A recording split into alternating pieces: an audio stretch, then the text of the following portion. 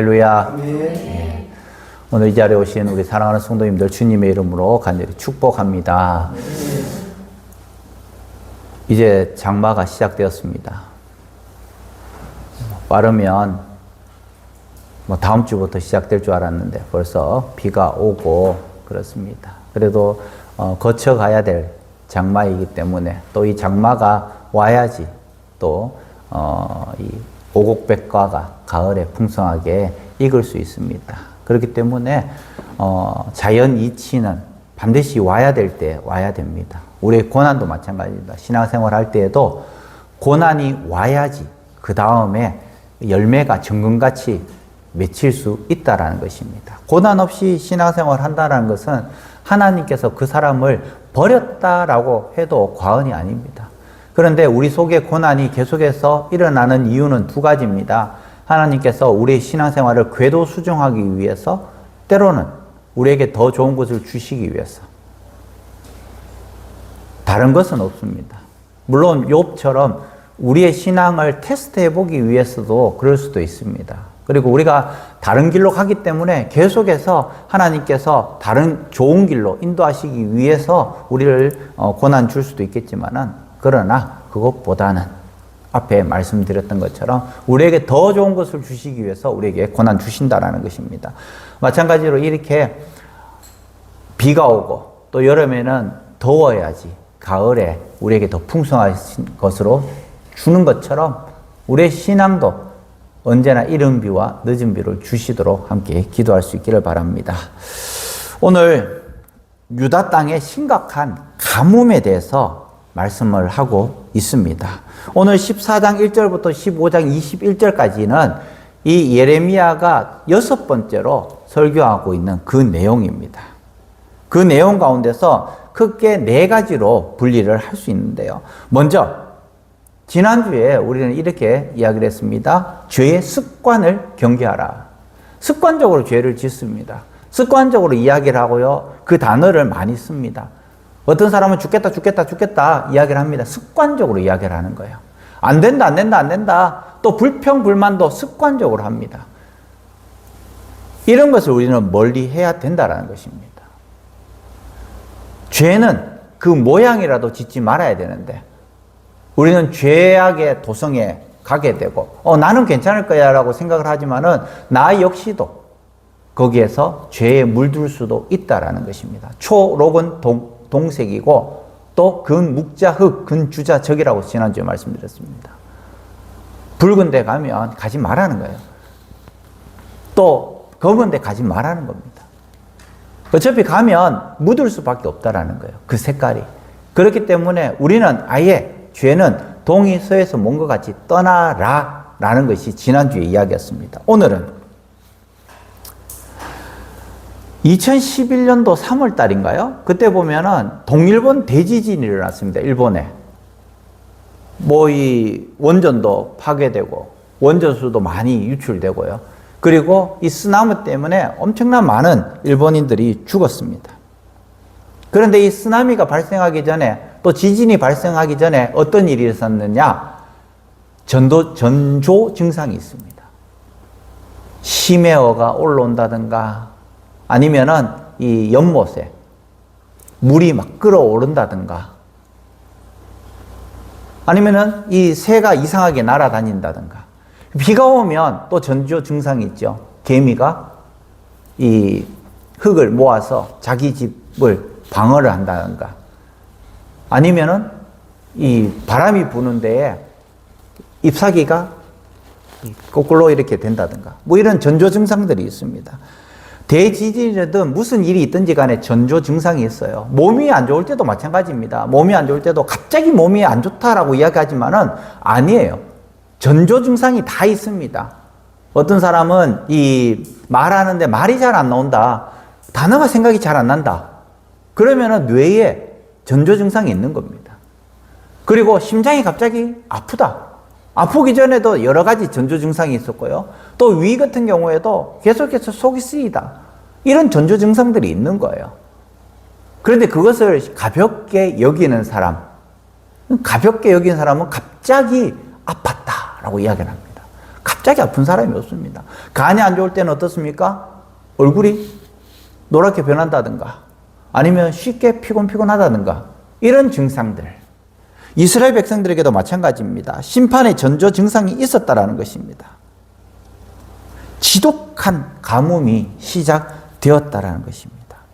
산간지방에는 비가 오지 않으면은 이 농작물들을 경작할 수가 없습니다.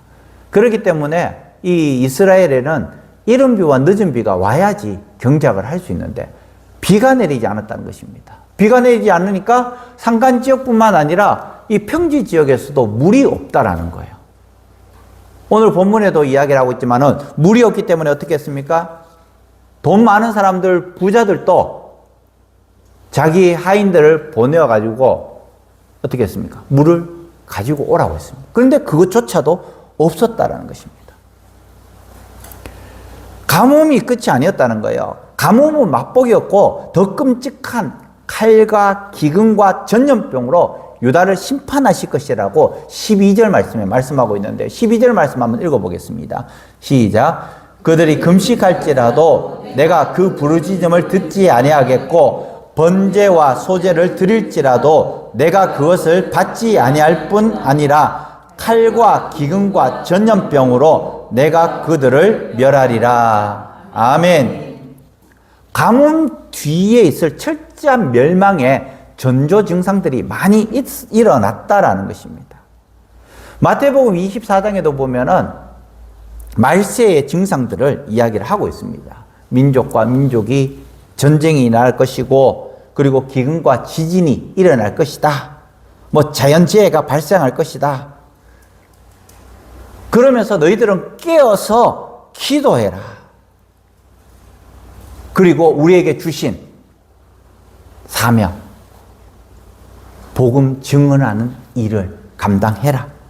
그렇게 말씀을 하고 있습니다. 왜냐하면 주님의 재림은 아무도 모르기 때문에, 그때를 아무도 모르기 때문에 우리는 계속해서 준비해 나가야 한다라는 것입니다. 어느 날 갑자기 몸이 아플 수도 있지만은 몸 안 아프기 위해서 어떻게 해야 됩니까? 운동을 한다든가 또 건강한 식사를 한다든가 아니면 규칙적인 생활을 한다든가 이런 생활을 해야 돼요. 우리가 사탄 마귀에게 넘어지지 않기 위해서 말씀을 읽고 기도하고 예배 드리고 또 넘어지지 않도록 말씀 가운데에 내가 든든히 서 있어야 한다라는 것입니다. 우리는 어떻게 해야 됩니까? 전조 증상이 오고 그리고 우리가 환난 가운데 있을 때에 우리는 무엇을 해야 되는가? 오늘 본문에서는 분명히 말씀하고 있습니다. 생수의 근원이신 하나님을 붙잡아야 한다라는 것을 우리에게 말씀을 하고 있는 것입니다. 우리 영혼이 메말라가는 전조 증상이 뭐냐? 우리의 영이 메말라가는 전조 증상은 예배 시간에 예배 오는 것을 싫어합니다. 부담스러워합니다. 일로 여깁니다. 연애해 보셨지만은 연애를 하시면 어떻습니까? 만나는 것이 기대가 돼요. 그리고 립스틱도 바르고 또 볼터치도 하고 또 3일 4일 안 감았던 머리도 감고 그렇게 해서 서로를 만나러 가는 거예요. 그런데 그 사람이 별로 관심이 없다. 그냥 입고 있던 대로 체육복을 입고 그리고 반바지 입고 그냥 떡진 머리로 왜 그러냐? 왜 왔냐? 뭐 그런 식으로 귀찮다는 듯이 그렇게 하는 거예요. 우리 영혼이 메말라 갈 때 어떤 현상이 일어나느냐? 말씀이 아니에요. 나에게 있어서 또 다른 일이 되는 거예요. 성경이 그렇다라는 겁니다. 성경뿐만 아니라 아까 전에 말씀드렸지만 예배도 그렇고요. 교회 오는 것들도 부담스러워지는 거예요. 왜? 우리가 영혼이 메말라가기 때문이라는 거예요. 정말 은혜로운 교회, 또 성령이 충만한 교회는 서로 모이기를 힘씁니다. 제발 가라 해도 계속해서 모여들어요. 제가 처음 교육전수할 때에, 그때에 뭐 비슷해요. 지금하고 열정적으로 정말 막 쓰러질 것 같이 다들은 그렇게 이야기를 합니다. 좀 그만하라고 이야기할 정도로 엄청 열심히 했습니다. 월요일 빼고 화요일, 수요일, 목요일, 금요일, 토요일, 주일까지 교육전도사인데도 시찰회까지 가가지고 체육대도 다 하고 축구도 하고 또 목사님들도 불러가지고 축구도 시키고 배구도 시키고 그만큼 했어요. 그러면 우리 아이들, 제가 중고등부를 담당했는데 중고등부 아이들은 우리 전도사님 매일 교회 와 있다고.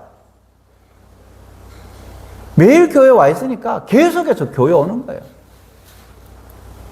토요일 되면 밥해 먹이고 또 그것이 즐거우니까 교회 안 나오던 친구들 정말 엄마는 권사님인데 아이가 좀 이 깻잎 머리하고 다리 떨고 침매는 애. 근데 교회를 계속 오는 거예요. 그러니까 그 집이 짜장면집을 했는데 중국집을 했는데 탕수육이 오고 뭐가 오고 계속해서 오니까 또 재밌는 거예요. 교회 올 수밖에 없는 거예요. 토요일에 성경 공부하는데 처음에는 7명, 8명 하다가 20명이 넘어가는 거예요. 그 당시에 30명의 학생이었는데 중고등부였는데 그게 전조 증사인 거죠. 계속해서 몰려 들어오는 거예요.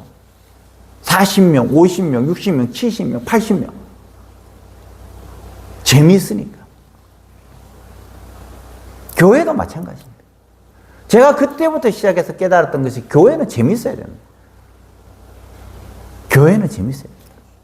그것은 저의 생각이었어요, 그냥. 교회는 재밌어야 된다. 그런데 이후에 제가 배우면서 교회는 재밌어야 되는데 재밌는 이유가 뭐냐? 은사로 사역을 할 때 교회는 재밌다. 학생들이 왜 교회에 왔느냐? 저는 그때는 몰랐지만은, 야, 너는 이거 잘하니까 너 이거 하고, 너는 이거 잘하니까 너 이거 하고. 저도 주보를 만들고 있지만은, 그 당시에 중고등부 주보를 16면을 만들었어요.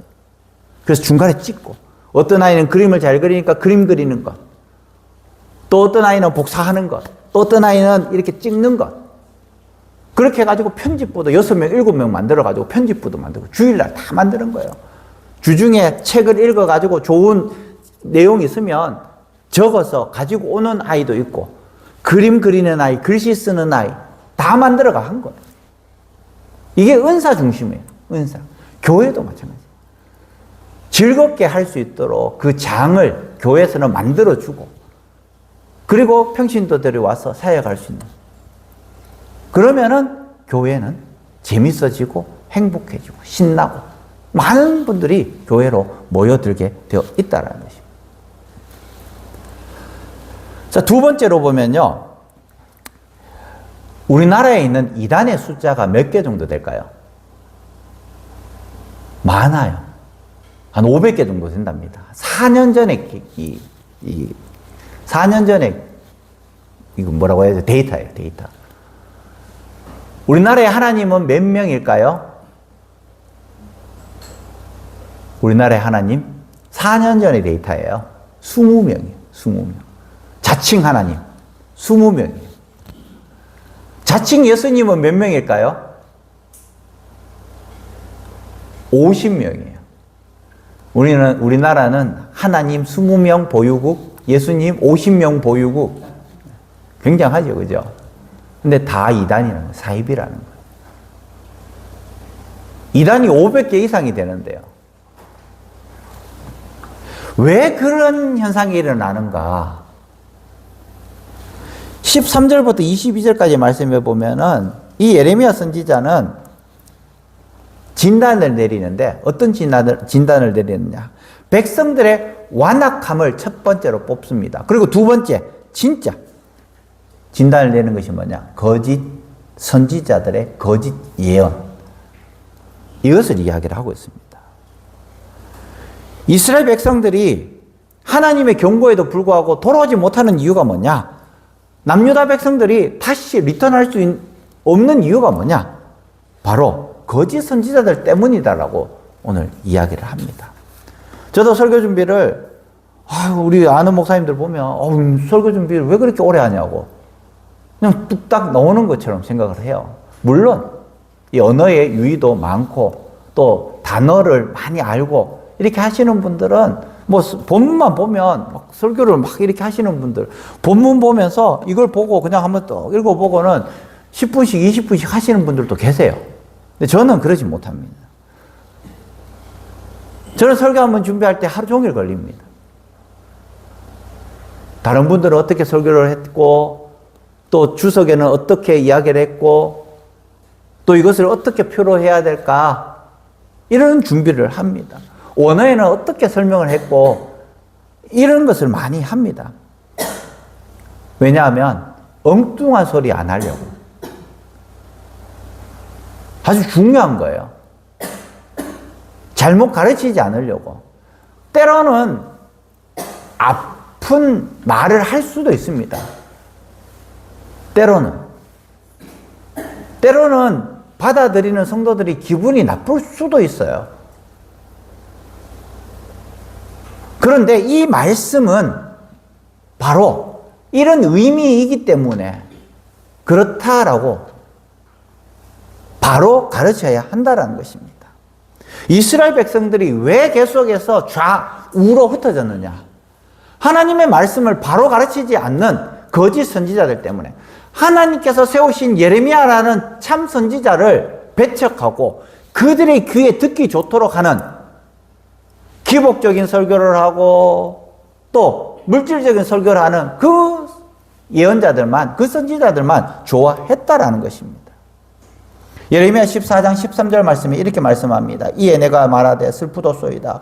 주 여호와여 보시옵소서. 선지자들이 그들에게 이르기를 너희가 칼을 포지 아니하겠고 기근은 너희에게 이르지 아니할 것이라. 내가 이곳에서 너희에게 확실한 평강을 주리라 하나이다.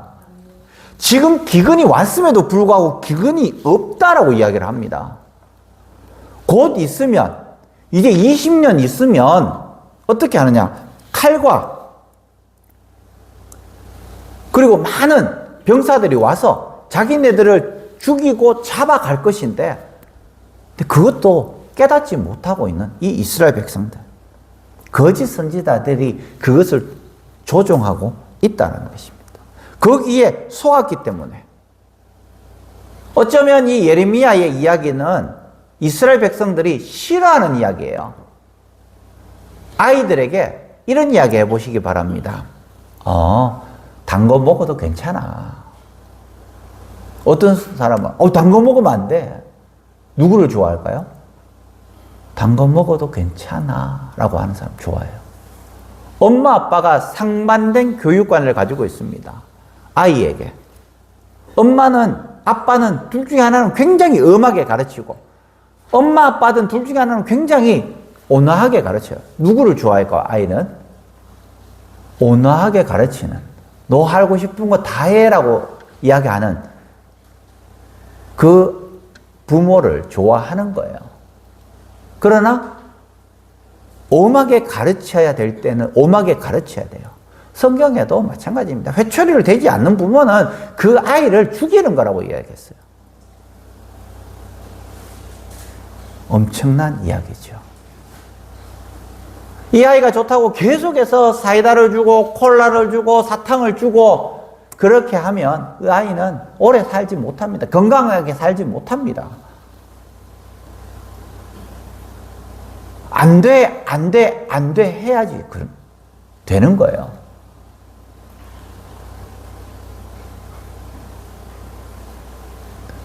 이 애완견을 키워보면요, 촌에서 많이 키워봤는데 요즘은 못 키우죠. 저는 이 애완견을 키워보면 저는 때리는 입장이에요. 저희 형은 사랑한다 사랑한다는 입장이에요. 저는 막 엉망 지으면 일단은 몽둥이가 때렸어요. 저희 형은 사랑한다 사랑한다 해줬어요. 제가 가면 걔는 도망가요. 끼깅끼깅거리면서 도망가요. 저희 형이 오면 그냥 꼬리콥터라고 하죠. 막 꼬리를 막 흔들면서 막 오줌을 질질질 사면서 형을 좋아해요. 싫은 소리 하는 사람은 싫어하고 좋은 소리 하는 사람은 좋아한다라는 이야기예요. 이 거짓 선지자들은 이스라엘 백성들에게 좋은 소리를 했던 거예요. 그러니까 거짓 선지자들은 좋아하고 참 선지자인 이 예레미야는 싫어했던 것입니다. 그렇지만 우리가 반드시 알아야 될 것은 어떤 것이냐? 바로 거짓 선지자들로부터 우리의 영혼을 지켜야 한다라는 것입니다. 그러므로 우리는 진리의 성경으로 돌아가야 하는 거예요. 목사가 어느 정도 가이드는 해줄 수 있지만은 그 성도 한 사람 한 사람의 신앙은 본인이 지켜야 되는 거예요. 가이드는 해줄 수 있습니다. 그렇지만 그 디테일한 부분까지도 어떻게 해줄 수가 없는 거예요. 그래서 개인이 캐논, 줄자, 캐논, 이 성경을 디테일하게 보아야 하는 것입니다. 이단을 대적하고 그들을 물리치기 위해서 우리는 말씀을 듣고 보고 암송하고 그 말씀이 거기서 머리에서 끝나는 것이 아니라 가슴으로 내려올 수 있도록 우리는 계속해서 기도하면서 나가야 하는 것이죠.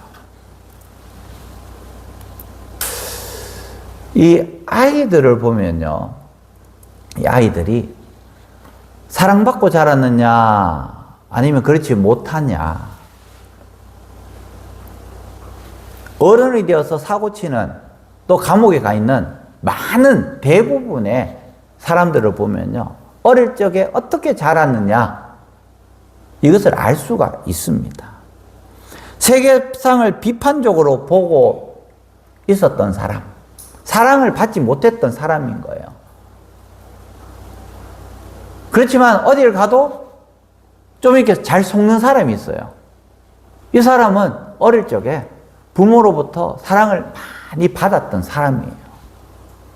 좀 얕게, 좀 이렇게 지혜롭게 길러야 되는데 일방적인 사랑을 주다 보니까 이 아이가 이 지혜롭지 못하는 경우들도 있지만 그것이 나쁜 것이 아니에요. 그것을 속이는 것이 나쁜 것이지 지혜롭지 못한 게 나쁜 것은 아니거든요. 항상 부정적이고 또 충동적이고 자기의 분노를 조절하지 못하는 사람들을 보면 거의 99.9%는 어릴 때에 부모로부터 사랑을 받지 못했던 사람들의 대부분이 그렇다라는 겁니다. 그리고 항상 안정적이고, 우리 아이들도 보면요, 이 손을 들어보면 무의식적으로 아이들이 막 이렇게 피하는 아이들이 있어요. 그건 집에서 문제가 있는 아이. 그런데 막 이렇게 때리려고 해도 멍하게 보는 아이가 있어요. 이 아이는 이 정서적으로 굉장히 안정적인 아이라는 거예요. 아주 중요한 팁이에요. 내 아이가 손을 들었는데 팍 피한다. 이것은 회개하셔야 됩니다. 내가 집에서 좀 잘못 가르쳤구나. 안정을 주지 못했구나. 그런데 막 때리려고 하면 멍하게 있는 아이들, 이 아이들은 이 아이는 집에서 참 사랑을 받고 자랐구나, 이렇게 생각을 하시면 된다는 것입니다. 그것이 바로 15장 1절부터 9절까지 내용입니다. 이스라엘 백성들은 철저하게 버림받았다는 겁니다. 이제 이스라엘 위해서 기도하지 말라고 그렇게 말씀을 하고 있습니다. 15장 1절 말씀이 이렇게 말씀합니다. 읽어보겠습니다. 시작. 여호와께서 내게 이르시되 모세와 사무엘이 내 앞에 섰다 할지라도 내 마음은 이 백성을 할 수 없나니 그들을 내 앞에서 쫓아내보내라. 아멘. 40년 동안 이스라엘 백성들이 출애굽할 때에 사고도 많이 쳤습니다. 이스라엘 백성들이. 그때마다 누가 중보자로 섰습니까? 모세가 기도했습니다. 하나님의 뜻이 단호할 때는 하나님, 내 이름을 뺏어라도 내 백성을 살려주십시오. 나는 지옥 가겠습니다. 라고 할 정도로 단호하게 이스라엘 백성들의 중보자로 썼습니다. 이후에 다시 왕정시대가 도래할 그때에 사무엘이 또 그런 일들을 진행시켜 갔습니다. 중보자로 하나님께서 세웠는데, 그런데 하나님께서 어떤 말씀하시느냐? 이제는 모세와 사무엘이 오더라도, 그들이 중보해서 기도를 하더라도 나는 듣지 않겠다. 너희들 분명히 심판하겠다. 너희들 정신 안 차리지? 내가 너희들 분명히 심판하겠다. 오늘 그 말씀을 하고 있습니다. 15장 5절에 보면은 예루살렘아 너를 불쌍히 여길 자가 누구며 너를 위하여 울 자가 누구며 돌이켜 내 평안을 물을 자가 누구냐. 사람이 없으니까 모든 사람이 불쌍하니까 불쌍히 여길 자가 없다라는 거예요. 너를 위해 울 자가 없다라는 겁니다. 모든 사람이 다 슬픈데 누가 남을 위해서 울겠습니까? 나를 위해서 울 수밖에 없는데. 그리고 마지막으로 평안을 물을 자가 없구나. 모든 사람이 평안하지 못한데 누가 평안을 묻겠습니까? 둘 중에 하나는 평안해야지. 너 평안하냐라고 물을 수 있는데. 또 두 번째로 모두 다가 스월에 빠지듯이 모두 다가 안 좋은 상태였던 이것. 또 하나는 모두 다가 없기 때문에 서로를 물을 수가 없는 거예요. 불쌍히 여길 자, 사람이 있어야지 나에게 불쌍히 여길 자를 물을 수 있죠. 또 두 번째로 울 자, 사람이 없으니까 울 사람도 없는 거예요. 세 번째로 평안을 물을 자, 사람이 없는데 물을 자도 없다라는 겁니다. 이 두 가지 모습을 하고 있다는 거예요. 결국에는 모두 다가 최악의 상황 가운데 있다라는 거예요. 이스라엘 백성들은 너를 불쌍히 여길 자가 없다라고 오늘 말씀을 하고 있다라는 것입니다. 폭염이나 추위가 많은 극에 달하는 날이 있습니다. 너무 더운 날. 이 양철 지붕 밑에 노인들이 있습니다. 너무 더워서 어떻게 할 수가 없어요. 그 다음날 되면 뉴스에 나오죠. 또 너무 추워서 길바닥에 자다가 죽은 사람들도 있습니다. 가난하고 소외된 이 어르신들의 이 안타까운 사연들이 뉴스에 나올 때가 있다라는 것입니다. 왜요? 옆에서 돌봐줄 사람이 없으니까. 이스라엘 백성들이 그 모습이라는 거예요. 옆에서 돌봐줄 사람조차도 없다라는 이야기를 하고 있다라는 거예요. 위급 상황에 옆에서 돌봐줄 사람이 있으면 살 수가 있는데 또 마지막 순간에 옆에서 슬퍼해 줄 사람이라도 있어야 되는데 그런데 뉴스에 보면 한 달 있다가 발견되었다. 더 오랜 시간이 있을 수도 있겠지만 제가 뉴스에서 제일 오래 본 것은 8개월 만에 이 사람을 발견했다라는 거예요. 8개월 만에. 그냥 아사로 죽었는데 그만큼 돌봐줄 사람이 없었다라는 거예요. 살펴보니까 이 사람이 당뇨병으로 고지혈로 고생하다가 어느 날 심장이 멈췄는데 옆에 사람이라도 있으면 병원이라도 갈 건데 그럴 수 있는 사람이 없기 때문에 생존 신호가 8개월 전에 끊겼다라는 거예요. 그리고 이 사람이 죽었는데 8개월 이후에 이 사람을 발견했다는 이런 뉴스들은 간혹 나옵니다. 왜 하나님께서 이렇게 단호할까? 정말 이스라엘 백성들을 죽이시려고? 아니면 이 땅에서 없애시려고? 아니에요. 하나님께서 이렇게까지 하시는 이유가 뭐냐? 바로 구루토기를 남겨두겠다라는 그 이유가 뭐냐? 너희를 불쌍히 여긴다는 거예요. 긍휼하게 여긴다는 겁니다. 제발 좀 정신 차리라는 거예요. 우리 자녀를 대부분 부모님들은 훈계를 합니다. 훈계를 할 때에 정말 악에 받쳐서 훈계를 하는 분들도 한둘은 있겠지만 그러나 대부분은 너 좀 잘 되라고 이야기합니다. 너 좀 잘 되라.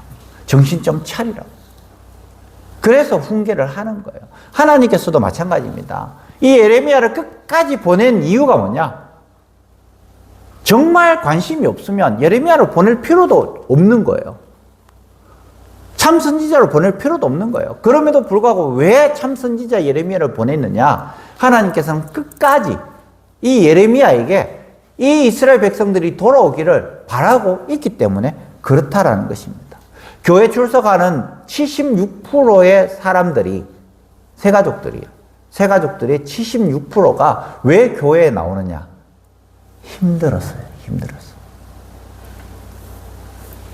경제적인 어려움을 겪든지 인간관계의 어려움을 겪든지 인생에 대한 이 혼란 때문에 교회에 나온다는 것입니다. 때로는 신체적인 질병 때문에 교회에 나올 수도 있고요. 그런 고통의 순간이기 때문에 교회에 나오는 거예요. 그래서 새가족부가 중요한 이유가 안내위원들이 중요한 이유가 무엇이냐? 이 사람들의 니드, 필요를 체크를 해야 됩니다.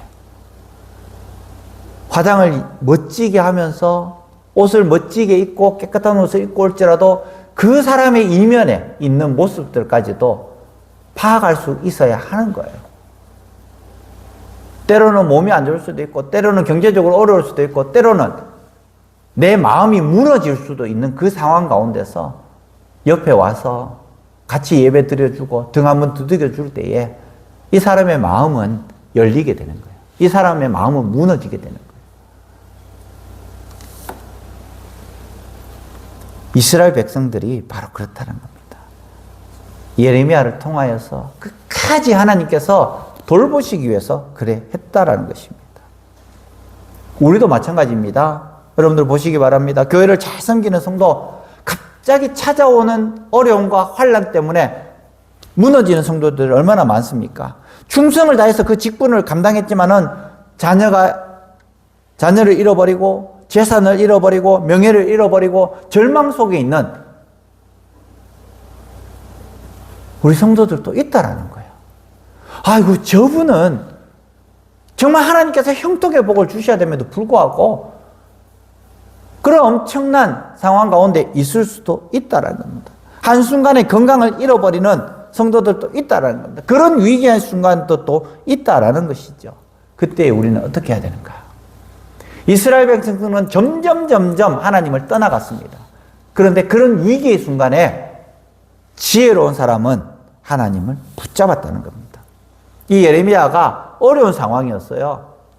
지난주에 말씀드렸지만은 고향에서도 배척이 되고 예수님처럼 또 모든 사람들이 좋은 소리를 하지 않으니까 죽이려고 했어요. 예레미야는 난 못하겠다고 포기하고 도망갈 수도 있어요. 그런데 어떻게 했습니까? 끝까지 하나님을 붙잡았습니다. 그럴 때에 하나님께서 15장 20절에 이렇게 말씀하십니다. 읽어보겠습니다. 시작. 내가 너로 15장 20절 시작. 내가 너로 이 백성 앞에 견고한 놋성벽이 되게 하리니 내가 그들이 너를 칠지라도 이기지 못할 것은 내가 너와 함께하여 너를 구하여 건짐이라 여호와의 말씀이니라. 아멘. 예레미야는 자신이 불평할 때 말라버린 시내처럼 자신을 떠났던 것 같은 그 하나님. 그렇지만 믿음을 가졌을 때에 말라버렸던 그 내가 아니라 시내가 아니라 강한 산성이고 요새가 되었다는 겁니다. 우리가 하나님 앞으로 나올 때에 나의 모든 문제가 그대로 있을지라도 우리는 하나님께서 나를 붙잡고 계신다는 그런 믿음으로 살아가야 한다는 것입니다. 따라하겠습니다. 구원자 하나님. 구원자는 하나님이시라는 것을 우리는 깨달을 수 있다는 것이죠. 그래서 우리는 하나님을 끝까지 붙잡아야 한다는 것입니다. 예수님께서 마지막에 어찌하여 나를 버리셨습니까? 라고 이야기했지만은 그러나 끝에 내 영혼을 아버지 손에 부탁합니다. 우리는 예수님처럼 그럼에도 불구하고 하나님을 원망할 수 있지만은 원망으로 끝나는 것이 아니라 내 영혼을 아버지 손에 부탁합니다 라는 그런 고백을 할 수 있는, 그래서 정말 우리가 정말 하나님께서 나를 보고 계신다라는, 그래서 응원하고 계신다라는, 그럼에도 불구하고 내가 눈물 속에 있지만 고난 속에 있지만 고초 가운데 있지만 하나님께서 나와 함께 하신다라는 그런 믿음을 확고하게 붙잡을 때 하나님은 나의 산성이시고 나의 요새이시고 나를 일으켜주시는 분이시라고 우리는 고백할 수 있다는 것입니다. 오늘 이 예레미야 말씀처럼 정말 하나님, 정말 이스라엘 백성들 온전히 버리신 것 아닌 줄 압니다. 그러니까 하나님께서 너 이제 이스라엘 위해서 기도하지 말라고 했을 때도 불구하고, 그럼에도 불구하고 끝까지 하나님을 붙잡듯이 이스라엘 백성들을 40년 동안 일으켰던, 인도하였던 이 모세, 하나님께서 이스라엘 백성들을 버리겠다고 하셨을 때 끝까지 기도했던 이 모세와 사무엘처럼 우리도 하나님을 끝까지 신뢰하며 나갈 수 있는 우리 성도들 되시기를 주님의 이름으로 간절히 축원합니다.